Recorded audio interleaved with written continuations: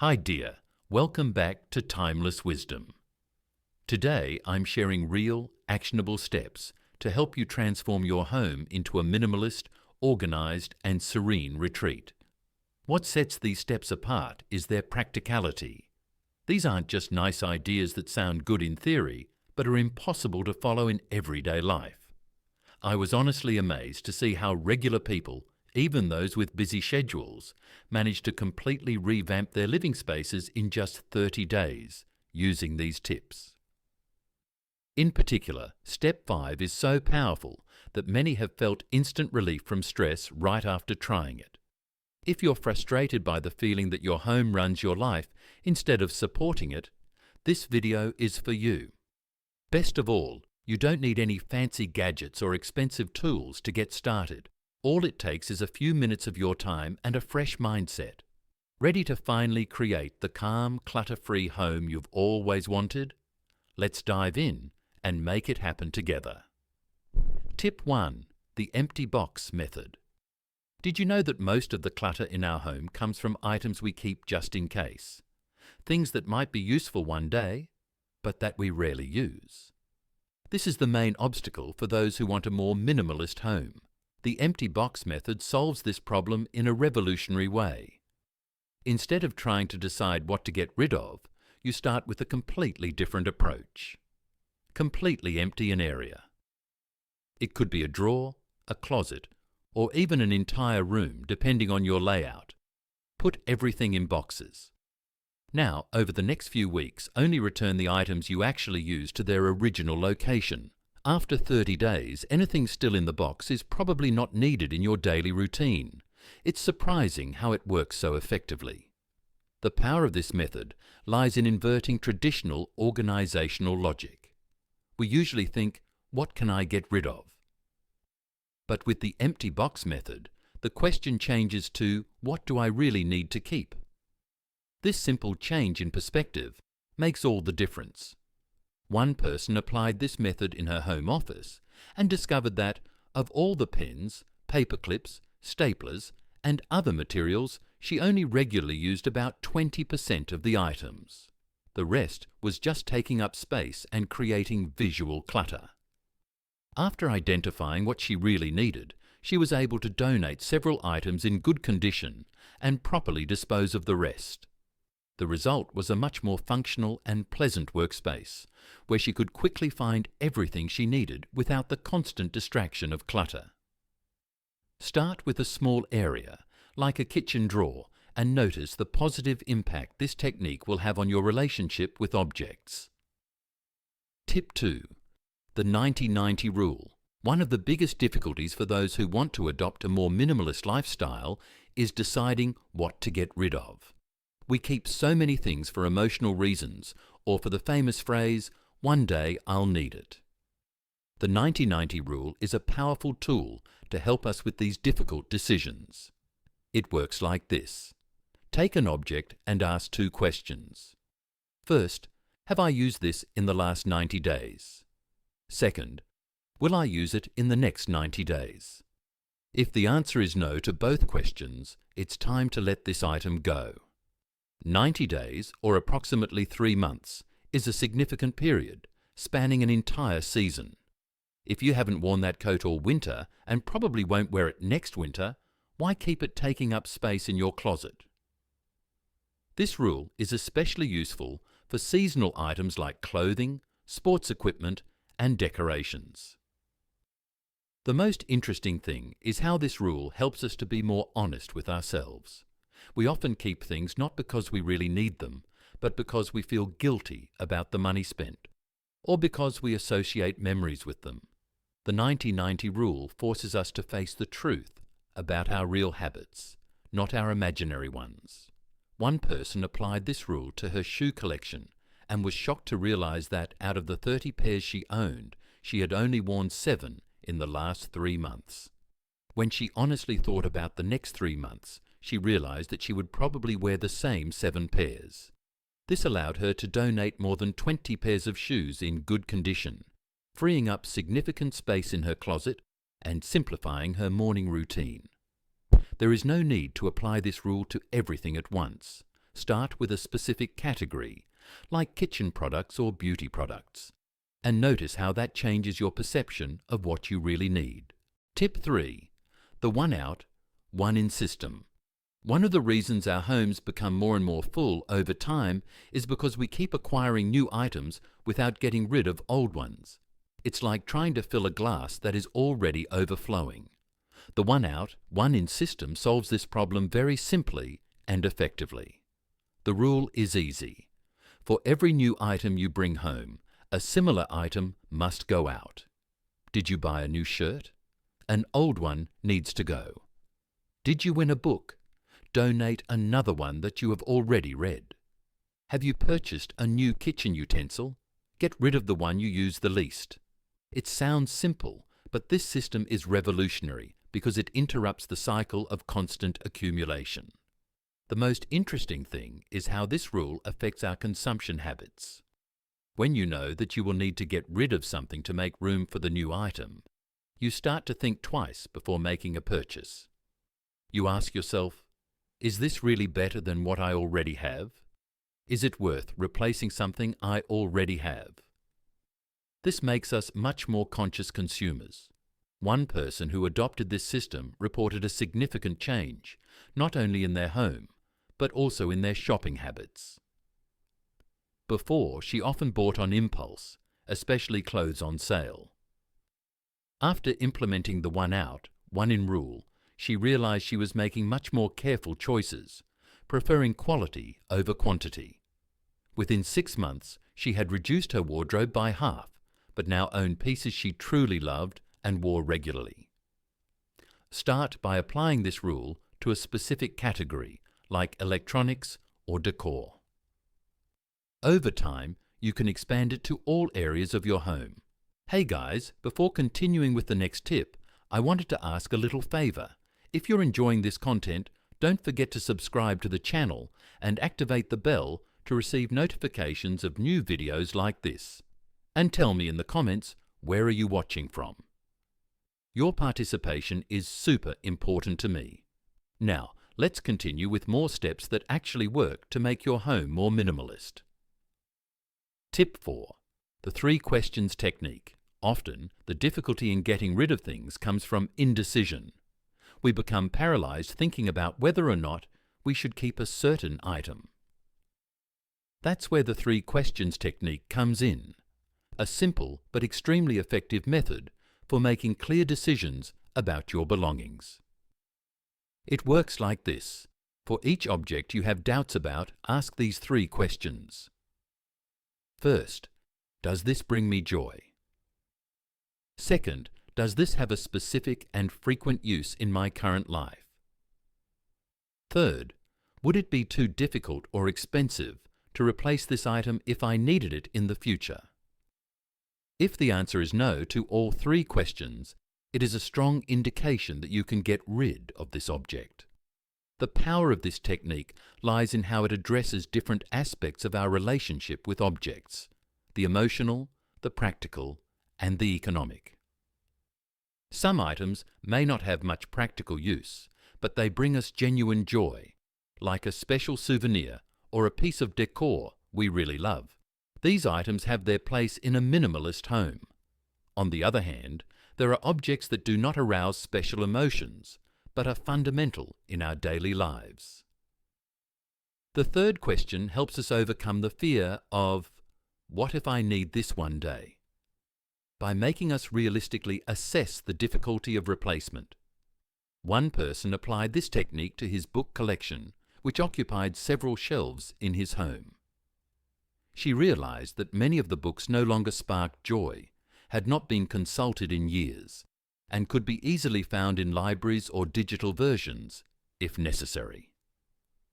After applying the 3 questions, she managed to reduce her collection by more than 70%, keeping only the volumes that really mattered to her. The freed up space was transformed into a comfortable reading area, ironically making her read more than when she was surrounded by hundreds of books. Try applying this technique to a small collection of objects first, like your kitchen utensils or personal care products. and notice how it makes decision-making easier. Tip 5. Minimalist schedules. Minimalism isn't just about reducing the number of objects in your home. It's also about simplifying your routine and creating more mental space. This is why minimalist schedules are such a powerful tool. A minimalist schedule is one that includes only the essentials, with intentional spaces of free time between activities. Unlike a traditional schedule, full of commitments from the beginning to the end of the day, the minimalist schedule prioritizes quality over quantity. To create a minimalist schedule, start by identifying your true priorities, the activities that truly add value to your life and well-being. Then, eliminate or drastically reduce time devoted to activities that are not aligned with those priorities. This could mean saying no to social engagements that don't excite you, limiting the time spent on social media, or abandoning hobbies that you pursue more out of obligation than pleasure. The most transformative aspect of minimalist schedules is the space they create. When you don't fill every minute of your day, you have time to breathe, to think, to be spontaneous. One person who implemented minimalist schedules reported a noticeable change in their stress level. Before, she was always rushing from one appointment to another, always feeling like she was late or overwhelmed. After simplifying her schedule, keeping only essential and meaningful activities, she realized that she was able to dedicate more attention and energy to each task. Her home also remained more organized because she had time to put things away after she used them. To start implementing minimalist schedules, try setting aside one day on the weekend as your minimalist day. A day with few or no scheduled appointments, where you can slow down and just do what you feel like doing. Then gradually begin to bring this principle to the other days of the week. Tip 6. The memory box technique. One of the biggest difficulties for those who want a more minimalist home is dealing with sentimental items, old letters, notes, children's drawings, small travel souvenirs. These are things that have no practical use but carry important emotional memories. The memory box technique offers a balanced solution to this dilemma. It works like this. Choose a nice medium-sized box, not too big, as the objective is to limit the number of items.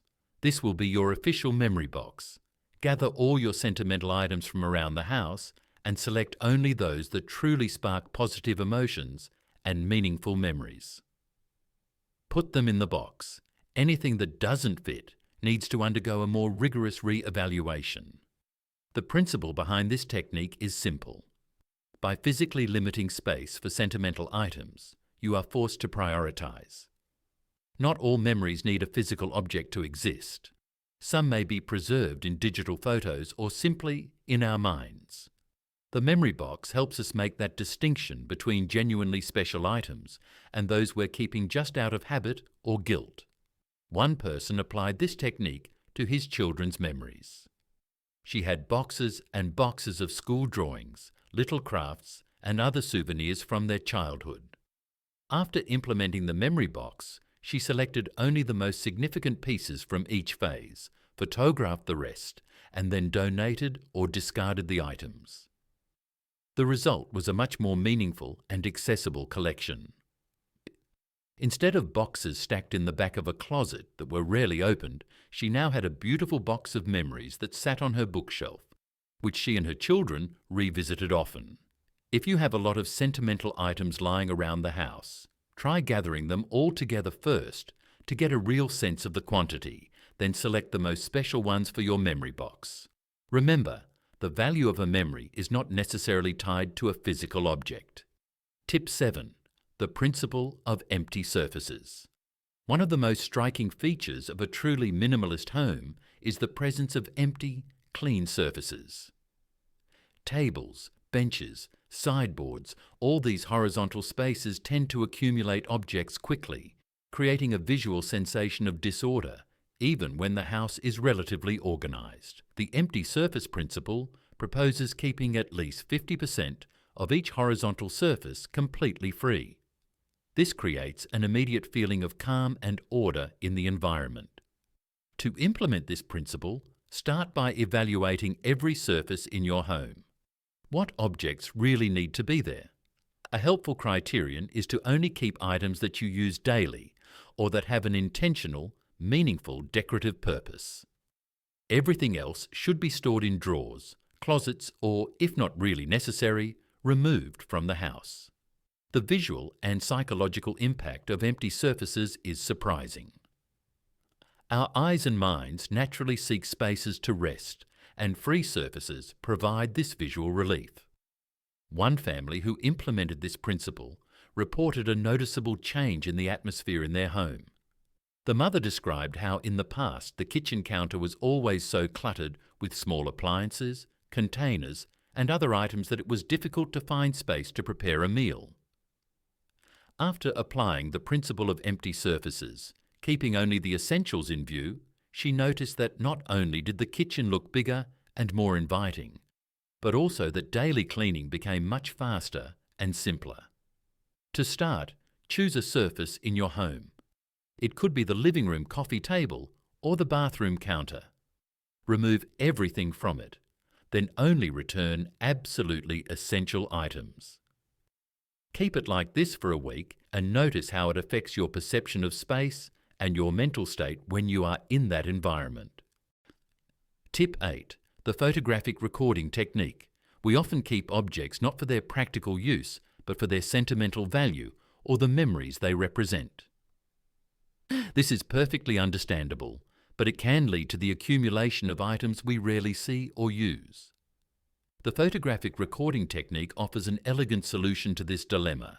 It involves photographing sentimental items before getting rid of them, thus preserving the memory without taking up physical space in your home. It works especially well for large objects, like old family furniture that doesn't match your current decor, collections that take up a lot of space, or children's items like baby's first shoes or childhood toys. To implement this technique effectively, take the time to photograph items carefully in good light. You can create a small digital or physical album with these memories, organized by categories or periods in life. The power of this technique lies in the understanding that often what we value is not the object itself, but the memory it represents. Memories can be preserved in many ways, not necessarily by keeping the physical object.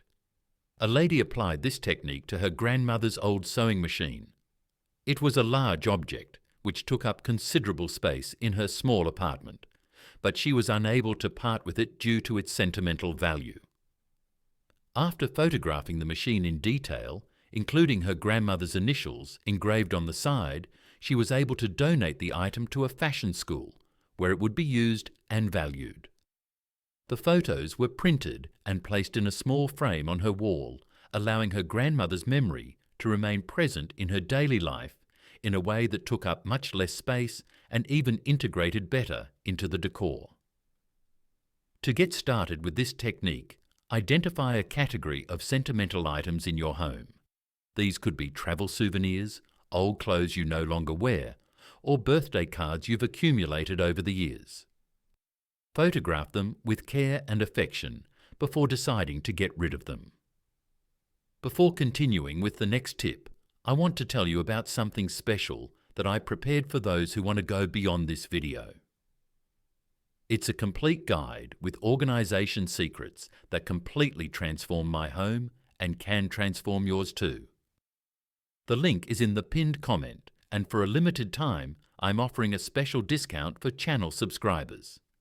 Now, let's continue with the next tips, which are some of my favorites. Tip 9. The 15 minutes daily routine. One of the biggest difficulties in maintaining a minimalist and organized home is the feeling that the task is too big to be faced in the middle of an already busy life. This is why the 15 minutes a day routine is so effective. Instead of dedicating an entire weekend to organizing your home, which many of us never find the time to do, you dedicate just 15 minutes a day, every day, to advancing your minimalist goal. These 15 minutes can be used for any task related to minimalism. Organizing a drawer, selecting clothes to donate, cleaning a surface, evaluating a small collection of objects. The important thing is that it is a daily commitment at the same time to create the habit. The power of this routine is in the consistency. 15 minutes may not seem like much, but over the course of a week it adds up to almost 2 hours. In a month, more than 8 hours are dedicated to the process of simplifying your home. Most importantly, because it's a small, manageable commitment, you're much more likely to stick with it over the long term. One person who implemented this routine chose to dedicate 15 minutes every morning, right after coffee, to a minimalist task.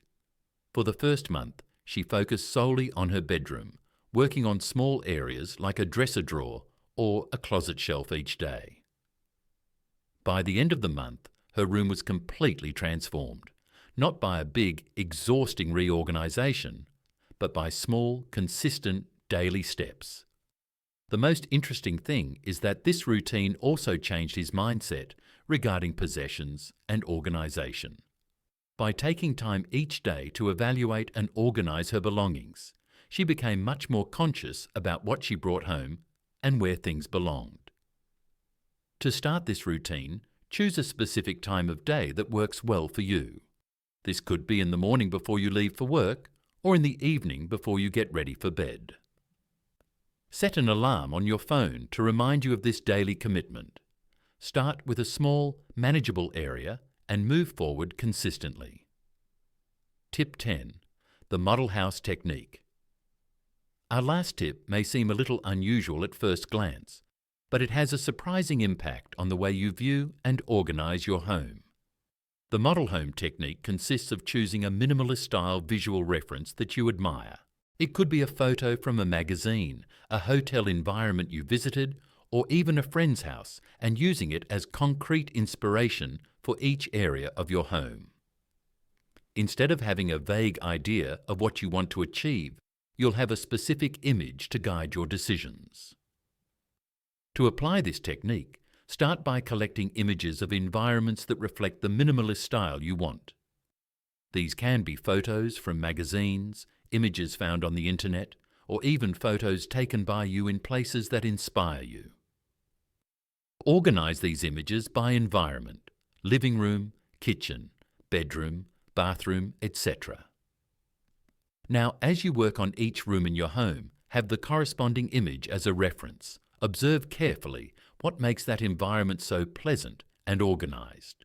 Is it the limited amount of objects, the free surfaces, the neutral color palette, strategic use of lighting? Try incorporating these elements into your own space. The power of this technique lies in transforming an abstract concept, minimalism, into something concrete and visible. This makes it much easier to make decisions about what to keep, what to remove, and how to organize your belongings. One person who applied the model house technique reported an interesting experience. She had always tried to organize her home, but never achieved the results she imagined. After choosing reference photos for each environment and using them as a guide, she realized that many objects she considered essential were not present in the environments she admired. This helped her make more rigorous choices about what she really needed to keep.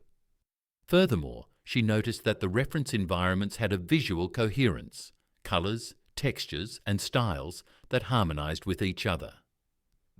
This inspired her to create more unity in her own decor, resulting in a much more visually pleasing space. To start, choose a small room, like the bathroom or hallway, and find a reference image that represents the minimalist style you want to achieve in that space. And that brings us to the end of our journey through the 10 practical steps to create a truly minimalist home, here on Timeless Wisdom. Let's recap what we've learned. The empty box method shows us what truly matters, while the 90-90 rule takes the guesswork out of what to keep. The one out, one in system stops clutter before it starts. And the 3 questions technique helps us navigate those tricky decisions. Minimalist schedules open up breathing space in our routines. The memory box honors our sentimental treasures. and the principle of empty surfaces brings instant visual calm. Photographic records let us hold on to memories without physical clutter. The 15-minute daily routine makes it all sustainable, and the model house technique helps us turn our vision into reality.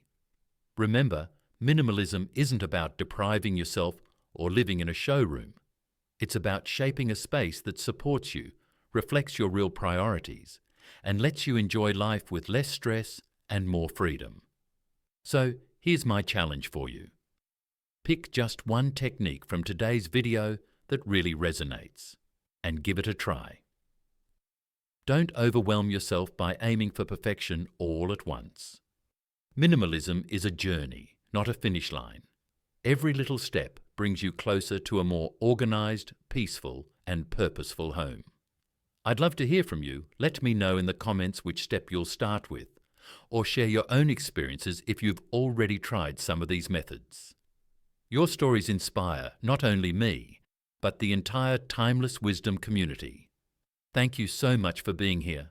I can't wait to read your thoughts and continue this conversation.